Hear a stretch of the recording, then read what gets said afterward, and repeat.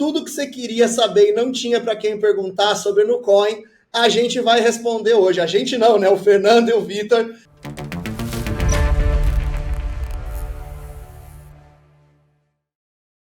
Bem-vindo a mais um programa do Contos do Cripto. E aqui você já sabe, a gente fala de economia, blockchain e criptomoedas.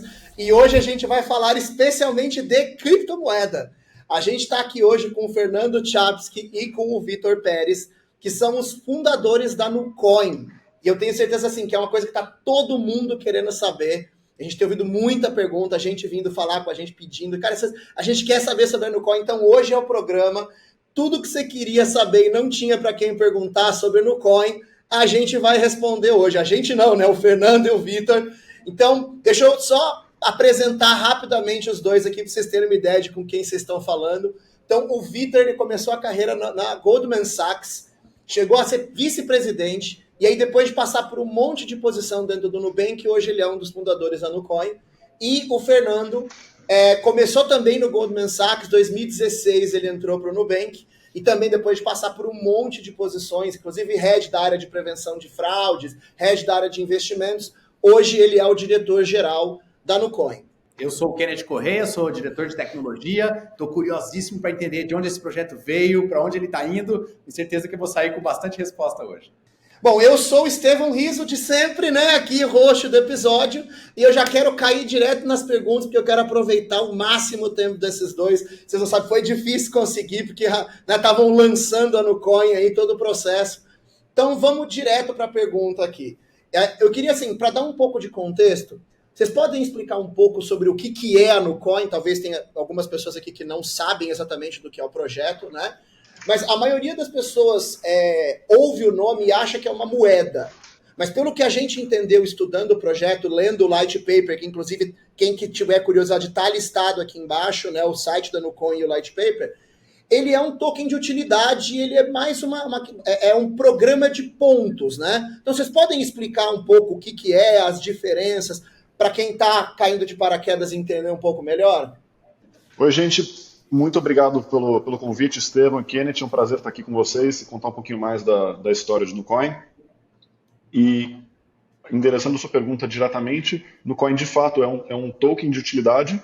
Mais do que isso, Nucoin é um protocolo, é uma nova blockchain que foi construída especificamente para isso. Então, o Nucoin é tanto a blockchain quanto o token nativo dessa blockchain. E a gente desenhou essa blockchain e esse protocolo pensando no caso de uso de fidelidade. Então, quando a gente olhava para programas de fidelidade no mundo e no Brasil, tinha muitas coisas que a gente sentia que faltavam. Faltava transparência, falta clareza de quantos pontos existem, quais são as regras de distribuição, como que funciona. E para nós é um caso de uso perfeito para uma blockchain trazer transparência, trazer muito mais clareza de como que a economia funciona. Então, por isso que a gente resolveu criar essa blockchain, na qual diferentes empresas, não só o Nubank, vão poder criar os seus programas de fidelidade e distribuir Nucoins para os seus clientes ao longo do tempo, como recompensa pelo uso dos seus produtos. Cara, muito interessante. Inclusive, uma das coisas que acho que eu tinha passado essa imagem, mas eu não tinha certeza olhando no Light Paper, era exatamente a ideia. Então, a ideia não é que seja um programa do Nubank.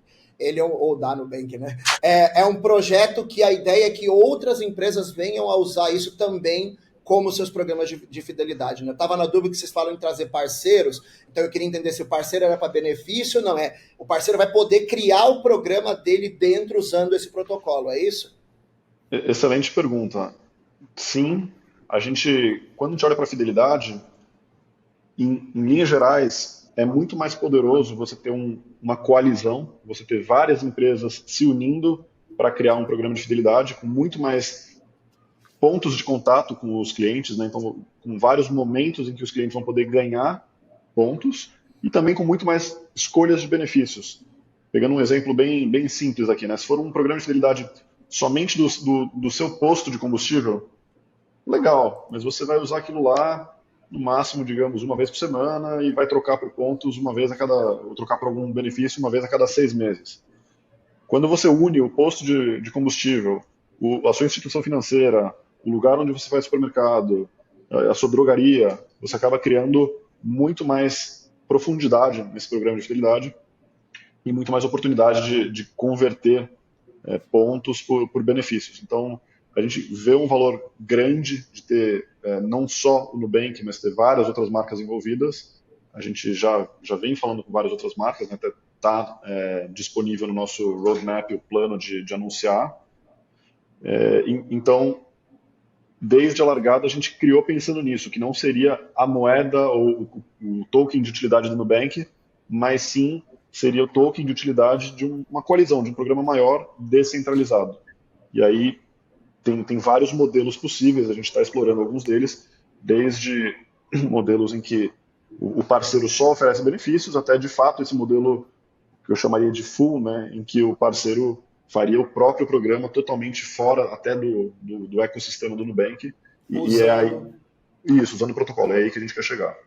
Mas aí agora vem uma pergunta que eu faço para todo mundo, porque assim, vem um monte de gente conversar comigo e falar, pô, eu tava querendo fazer um projeto de NFT, eu queria fazer um projeto de blockchain, e a minha pergunta é, tá bom, por que você quer usar blockchain? Né? Quer dizer, existem vários programas de fidelidade, eles funcionam, são seguros, que não rodam na blockchain, né? E aí a pergunta que eu queria fazer é, qual foi o motivo que levou vocês a escolherem fazer um programa, porque quando a gente coloca blockchain, você tem um benefício, mas você acrescenta uma série de complexidades.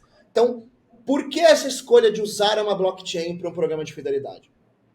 Esse é um ponto importante, né? Que muitas vezes as pessoas falam em blockchain como se fosse a única solução técnica possível e que vai substituir todas as outras, mas de fato é caso a caso. Tem casos em que o valor trazido é muito superior aos custos e tem casos que não.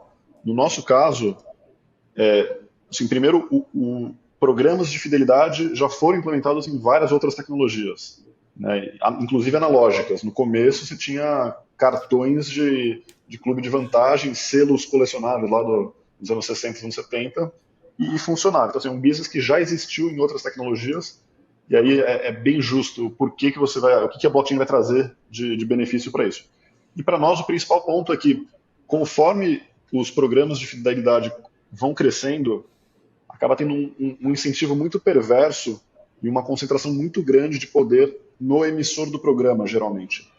Então você vê, é bem comum, né, você ter pontos em algum lugar, em algum programa, e ao longo do tempo esses pontos vão perdendo valor, ou eles expiram. Tem gente que acaba trocando por uma torradeira para não perder os pontos, trocando por alguma coisa que não precisa. Ou, a ponte aérea custava 10 mil pontos, depois de um tempo você não consegue chegar... Não, ou para mim o pior, que é assim, né? O voo honorário que você quer tá 100 mil milhas, aí o voo da madrugada, aquele voo péssimo, tá 10 mil milhas, né? Aí o cara fica te empurrando para usar o produto que ninguém quer, né? Você consegue uma passagem aérea se você não se importar para onde você vai e quando você vai, né? Exatamente. Se o seu objetivo for andar de avião, você consegue. Mas então é muito consequência desse modelo que é desalinhado. Então você concentra muito poder em uma entidade, você não tem transparência. Hoje, você não tem ideia de quantos pontos de determinado programa estão em circulação. Se amanhã a empresa detentora e gestora do programa quiser emitir mais uma enxurrada de pontos e vender, fazer uma campanha promocional para bater o resultado do trimestre, ela faz sem grandes restrições. E a torradeira pode estar 1.000 milhas, 5 mil milhas, 10 mil milhas, 100 mil milhas, você nunca sabe qual é o critério para aquilo, né? Exato. Então, nosso princípio desde o começo foi até que bastante simples. Foi, olha, as empresas não deveriam ganhar dinheiro operando pontos, tradando pontos num programa de fidelidade. As empresas deveriam ganhar dinheiro com fidelidade efetivamente tornando os clientes mais fiéis aos seus produtos. Então, esse era o nosso princípio e a gente falou, então se a gente quer honrar esse princípio, a gente deveria codificar muito disso na blockchain e tornar bem rígidos essas condições para que não é nem a gente, alguém no futuro não consiga mudar. Então, o número de Nucoins que existem em circulação ele é finito e determinado, são 100 bilhões e nunca mais ninguém vai poder emitir nenhum Nucoin. Cara, só assim, assumindo, né, já para quem está assistindo aqui, eu sou bem fã da marca Nubank E o que me faz ser fã da marca Nubank é exatamente essa linha de pensamento que eu vejo em todos os produtos da empresa, que sempre é como que a gente ganha sem lesar o cliente, né? Com benefício para os dois lados. Isso é muito legal. Pessoal, deixa eu perguntar uma outra coisa, mas eu olhando um pouco como consumidor, eu confesso assim, será que como um usuário comum, vamos imaginar, o Estevão falou do Nubank, você pegasse a base de clientes que o Nubank tem, né, do ponto de vista de capilaridade, de perfis diferentes que a gente tem. O que vocês acham, como vocês acham que esse consumidor iria encarar ele participar e ter as moedas, ter ali as Nucoins, né, como parte do programa, mas que eles variassem de acordo com o mercado? Sei lá, um dia tá 1 centavo, outro dia tá R$1, outro dia tá 50 centavos. Não vou falar necessariamente do prêmio, né, da troca que ele faz, mas da própria moeda. Vocês têm algum plano para lidar com essa questão? Vocês acham que isso vai se comportar bem, estocasticamente assim? De fato, esse é um ponto importante da gente falar. E é importante lembrar também que isso já acontece hoje nos programas de milhas, né? Então, como a gente falou agora há pouco, se você entrar hoje, procurar uma passagem de São Paulo-Rio, entrar amanhã vai estar completamente diferente. Não tem... A principal diferença é que aqui a gente só deixa isso transparente. O valor está mudando, mas você enxerga o valor, né? Ele não é algo escondido. Isso dito, de fato, né? Você, idealmente, para a experiência de fidelidade, é melhor você ter algo um pouco mais previsível. E no Coin, logo após o nosso lançamento, teve uma volatilidade bastante alta de preço, que já reduziu significativamente. Então, se vocês olharem, e essa informação é pública, está no nosso histórico de preço, está flutuando num intervalo muito menor. Foi aquele momento de explosão, de empolgação e tal, e aí depois deu uma estabilizada, né? Isso, e mais do que isso, quando a gente constrói o programa, a gente tenta trazer benefícios que são um pouco mais longos, né? Então os seus benefícios não estão totalmente atrelados ao valor da moeda, mas tem coisas do tipo, vou concorrer a um sorteio na loteria, e isso, para cada X no coin que você tem, você vai ter um ticket de loteria, é algo mais previsível e que não precisa ficar checando o preço toda hora. De repente também com o volume de programas, de benefícios, de usuários, eu imagino que deva tender a algum equilíbrio, né? Igual o Bitcoin, quando tinha pouca gente usando, uma volatilidade gigante, aumentou o volume de usuários, a volatilidade tende a ficar menor, né? Eu acho que essa é a ideia, né? As duas opções aqui são criar alguma coisa com o supply, ou com a oferta ilimitada, e talvez lastrear numa base de dinheiro para você garantir que você não vai emitir infinito, ou você criar alguma coisa com uma base fixa que você estabelece desde o começo e você tenta construir valor em cima dessa base fixa ao longo do tempo. E a gente optou por essa opção e a ideia é que a gente vai conseguir trazer, através de parcerias, através dos benefícios que o Nubank consegue construir em cima disso, uma rede cada vez maior e um feedback positivo aqui de mais clientes, mais patrocinadores, mais valor para a rede, similar a outras que têm também essa ideia de supply finito. E aí eu queria perguntar uma coisa para vocês, que talvez o mundo cripto mais raiz não fala muito, mas eu fiquei curioso do seguinte, eu faço declaração de imposto de renda todo ano e eu faço ali um accountability das minhas moedas, né? Das minhas outras criptos. Quando eu tiver uma variação, por exemplo, de preço da moeda, tem a chance disso ter, por exemplo, um ganho de capital ou alguma coisa desse tipo que eu teria que declarar no imposto de renda? Pergunto porque nos outros programas de milha, na verdade, eu tô assim, nem declaro, eu nem sei quantas milhas eu tenho, né? Isso não faz parte disso. Sendo uma moeda, isso entra em jogo, essa questão do ganho de capital? É uma possibilidade? Sim.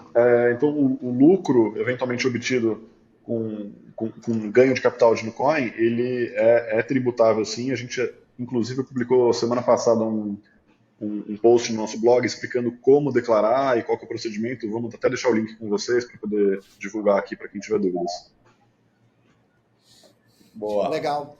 Aí, cara, assim, tem uma pergunta que eu acho que é a pergunta que eu estava mais me coçando para fazer com vocês, e talvez a pergunta que me levou a querer gravar o episódio. Eu trabalho com inovação, né? Eu comecei a trabalhar com marketing digital lá em 2007 para 2008, e o que eu mais escutava dos meus clientes era assim, a gente queria algo muito inovador, mas que tivesse um resultado comprovado, assim, uma coisa que a gente sabe que vai funcionar. Aí eu falo, peraí, mas inovador e resultado comprovado não andam na mesma linha, né? Então, pegando vocês que foram executivos de banco, né? Vem lá do Goldman Sachs, os dois, estavam num banco que, embora mais inovador, é uma empresa com capital aberto, que já tem que prestar conta para investidor. Como que é vir? Porque a gente procurou, eu encontrei alguns programas de fidelidade que usam blockchain, mas assim, é o do Starbucks com NFT.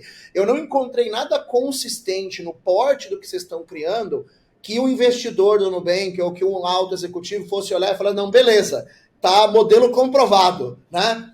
Como que foi trazer essa inovação para dentro de uma empresa de capital aberto, sendo que vocês são duas pessoas de mercado bancário tradicional? Então, o Nubank já está no DNA dele fazer coisas inovadoras. Nasceu como uma fintech não, de um colombiano que estava no Brasil e que viu como o sistema bancário brasileiro podia ser melhorado com algumas ideias mais fora da caixa, e ele criou o Nubank a partir de uma ideia similar, né, de atingir um grande público com um produto inovador e diferente. Então, assim, eu acho que dentro do Nubank já existe essa tendência, né, a testar modelos. Mas isso era o Nubank antes de capital aberto, né? Eu acho que hoje vocês têm o Warren Buffett lá atrás de vocês. Mas eu acho que não muda muito a cultura. Assim, claro que existem questões que, quando você é uma empresa de capital aberto, você precisa prestar mais contas para os seus acionistas publicamente, para o mercado, através de resultados e etc. Então, existe uma rotina, digamos, a ser adotada, mas dentro do que a cultura do Nubank, dentro do que é a missão que o Nubank tem, eu acho que a principal coisa é você pensar, o lema lá dentro do Nubank é sempre Day One, né? Então, não muda o fato de que teve um IPO. Continua sendo essa filosofia. E eu acho que, assim, quando a gente trouxe essa questão, foi basicamente dentro do Nubank, desde que a gente entrou, sempre houve uma espécie de quando que a gente vai fazer criptomoedas ou quando que a gente vai fazer coisas ligadas, digamos, a certas inovações em modelos de loyalty. As duas coisas sempre existiram, mas claro que dentro do Nubank ainda era um estavam ali, né? Mais inicial, exatamente. Então, algumas coisas entraram na frente, mas eventualmente começou a ficar bem claro que era isso, que isso ia precisar acontecer. Então, tanto eu quanto o Fernando, a gente já tinha um pouco pensado a respeito desse problema e tendo já uma certa experiência dentro do mercado de criptomoedas como investidores e entusiastas, né, da tecnologia, a gente já tinha preparado uma espécie de qual seria a melhor estratégia para o Nubank, se seria fazer exatamente o modelo, digamos, de mais tradicional com o qual instituições financeiras fazem, ou se seria usar criptomoedas para fazer alguma coisa importante para o Nubank. E aí a gente pensou, um programa de loyalty para o mass market é uma aplicação natural para criptomoedas. Como o Fernando havia mencionado antes, todos esses programas de fidelidade, eles evoluíram através de várias tecnologias e criptoativos, né, blockchain, é uma tecnologia natural para ser uma aplicação para isso. E o Nubank, com uma base muito grande de clientes, pode fazer o primeiro deles funcionar numa escala que seria transformadora, né? Então, toda a lógica foi estruturada em torno disso. A gente fez nossas apresentações internas e eventualmente a gente conseguiu tocar o projeto, né? Mas o que pouca gente sabe é que, na realidade, esse modelo de uma ideia ser embrionada quase que como uma startup dentro da empresa, ele é antigo. No Conta surgiu assim. Era um dos principais engenheiros, que hoje é o CTO, né, o Vitor Olivier. Ele começou com um timezinho lá no andar separado e vamos fazer aqui uma conta diferente, acabou virando o principal produto hoje em número de clientes do Nubank. Seguros foi também um dos executivos de cartão de crédito, o Burke, que fez um pitch, né, ele mostrou a ideia para management do Nubank e, enfim, super bem construída a tese, acabou sendo aprovada e fui lá e fez seguros também. Hoje é um produto de prateleira aí do nosso portfólio. Então, tem muito incentivo a isso. Óbvio que quando você cresce, você tem que mudar a sua gestão de riscos e tudo mais, mas é importante, e o Nubank tem feito isso muito bem, de continuar apostando em ideias embrionárias, até usando um pouco do modelo do Google, de moonshots, né? Acho que a empresa tem que aprender a se reinventar, apesar da escala. Isso foi uma das coisas que eu achei legal, foi quando eu vi, até no LinkedIn de vocês estão como fundador, né? Quer dizer, é uma empresa dentro de uma empresa, né? Porque ela tem o fundador da Nucoin, né? Então isso é interessante. E muito legal saber que vocês também são entusiastas de cripto. Eu acho muito legal. Eu tenho defendido, aí eu vejo que o mundo de cripto tem muitos críticos contra a CBDC, né? E eu tenho falado que projetos de CBDC, a Nucoin, são o que na realidade vão levar o blockchain para a massa. São esses projetos que vão fazer a massa entender o real poder de blockchain.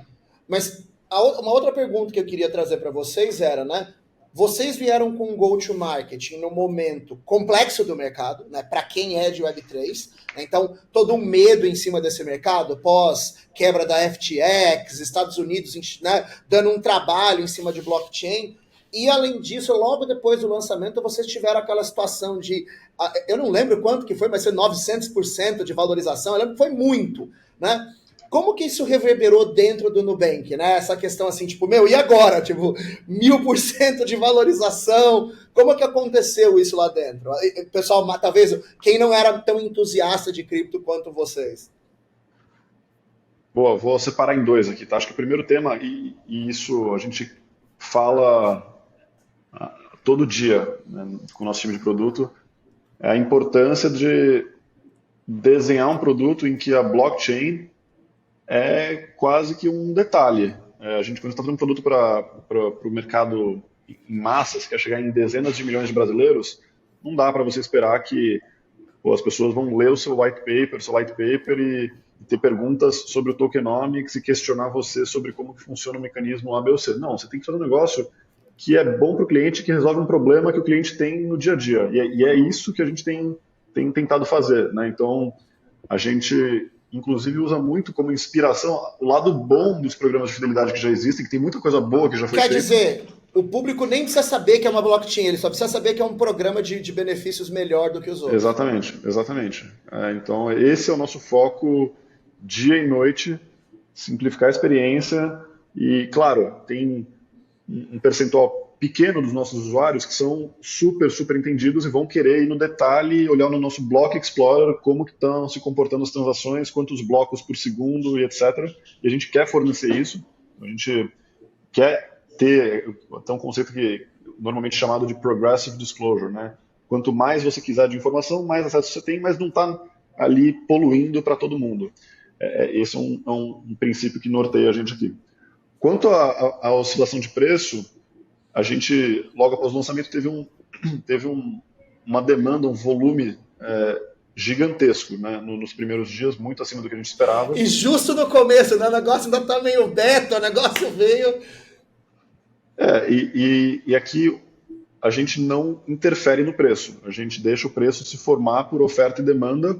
Então, tem clientes que receberam os Nucoins e veem o preço subindo, querem vender, querem receber o dinheiro, trocar por dinheiro, e tudo bem, isso faz parte da experiência, super normal. E tem clientes que falam, gostei muito do programa, eu quero subir de nível mais rápido, quero ter esses benefícios aqui que só no nível 6 ou 7 eu vou comprar mais Nucoins. E a gente deixa isso acontecer de maneira orgânica até chegar numa formação de preço. Foi isso que aconteceu. Isso acontece normalmente em formações de preço. Obviamente aqui a gente estava no holofote, né, tendo em vista o tamanho do Nubank, mas já estamos hoje num cenário de muito mais calmo e os volumes muito mais normalizados. Boa. E deixa eu perguntar uma coisa para vocês. Eu percebi que o Estevão às vezes puxa Nubank, mas eu vejo que vocês batem muito sobre um descolamento, né? Sobre o projeto andar com próprias pernas, ter outras marcas envolvidas também, inclusive até como potenciais validadoras, pelo que a gente viu, né? Na parte técnica. Então eu queria perguntar se vocês podem dar uma palhinha, assim, quais são outros players ou, de repente, segmentos, se não puder falar, que estão em conversa mais adiantada ou que até, de repente, fariam super sentido, era um desejo de vocês que fizesse parte do programa? Tem alguma informação nessa direção? Boa, não podemos ainda abrir nomes, por motivos óbvios, né? A gente está em conversas com diferentes empresas, mas, em linhas gerais, o que faz sentido para a gente é trazer empresas que têm uma presença forte no mercado mass market, né? No grande B2C brasileiro. Então, a gente quer falar com supermercados, drogarias, empresas de viagem, são os principais itens ali de gastos da família brasileira, e a gente quer pensar em conjunto em quais tipos de benefícios a gente pode trazer para os clientes de Nucoin. Então, acho que é esse o modelo, né? Por um lado, a gente traz uma base grande de clientes que essas empresas podem acessar, e por outro lado, a gente quer que essas empresas contribuam trazendo ofertas vantajosas e benefícios para os clientes de Nucoin. É esse a nossa abordagem por enquanto.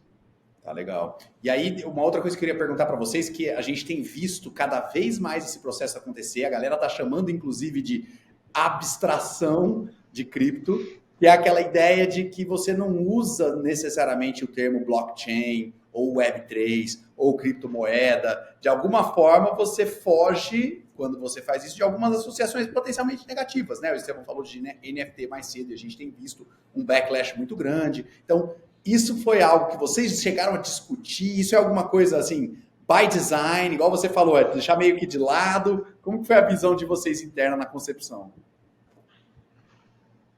É by design, sim, né? A gente, como eu comentei, a gente sabe que cripto é um termo que confunde, assusta muita gente ainda, né? E ainda não é algo que está no dia a dia dos brasileiros. E não precisa nem ir tão longe, né? Mesmo termos de investimento assustam as pessoas hoje. Você fala, pô, CDI, Selic, LCA, LFT, as pessoas assustam e muitas vezes falam, não, prefiro o conforto da poupança que eu entendo, né? Então, muito desses princípios o Nubank já usou, né? Então, o Nubank tentou trazer essa simplicidade já na NuConta. Bom, para terminar o episódio, eu queria um pouco da visão dos dois sobre isso, porque eu imagino que por mais vocês estejam juntos e tal, vocês devem ter visões diferentes. Como é que, quando a gente olha para o sistema financeiro, o sistema monetário do Brasil, então a gente tem aí a CBDC brasileira vindo, real digital, real tokenizado, um monte de gente falando em tokenização imobiliária, a gente falando agora em DeFi, né? Olhando agora um projeto como o de vocês também, vindo já com um programa de lealdade em blockchain, quando vocês olham para o futuro no Brasil, olhando para essa economia monetária financeira digitalizada, criptografada, o que vocês enxergam de futuro? Qual é a visão de vocês para esse futuro no Brasil? Eu acho que, assim, uma das coisas que está já bem visível é o interesse do Banco Central brasileiro em puxar, em liderar, digamos assim, entre as nações mais do mesmo porte que o Brasil, a implementação de um programa mais compreensivo de moeda digital, né, com o Drex. E eu acho que dentro dessa camada, né, vão existir várias aplicações mais diretas dentro de um modelo mais natural de modelo de pagamento, tá? O que pode vir a ser uma coisa parecida com o que foi com o Pix, ou pode ser usado para alguns para algumas outras finalidades, pode criar uma ponte para dentro do mundo Web3 que já existe. E eu acho que, eventualmente, e isso eu falo assim a nível de opinião própria e não de conhecimento. O Vitor, não é a instituição, né? Eu imagino que o mais natural é que isso se transforme mais tarde em alguma plataforma mais de identidade, né? De identidade digital, né? Essa seria, digamos assim, a expectativa de que esses dados, dentro de uma rede protegida criptograficamente e construída dessa forma, acabe substituindo esses aspectos de credenciais que as pessoas apresentam em todos os lugares, os documentos que elas apresentam em todos os lugares e, eventualmente, também os ativos financeiros que representam contratos e títulos de propriedade.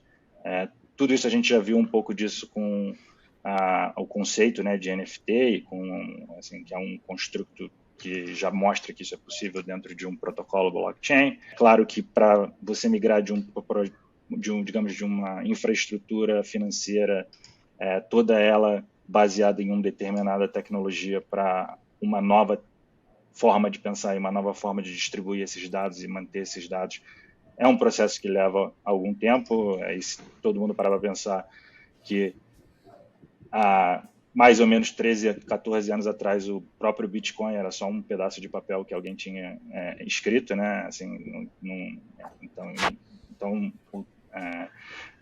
as coisas levam tempo, né, para terem os impactos que elas podem ter, mas eu imagino que sim. Eu acho que o Brasil tem mostrado, dentro das economias de grande porte, um apetite maior para esse tipo de indústria, né, para menos medo e mais,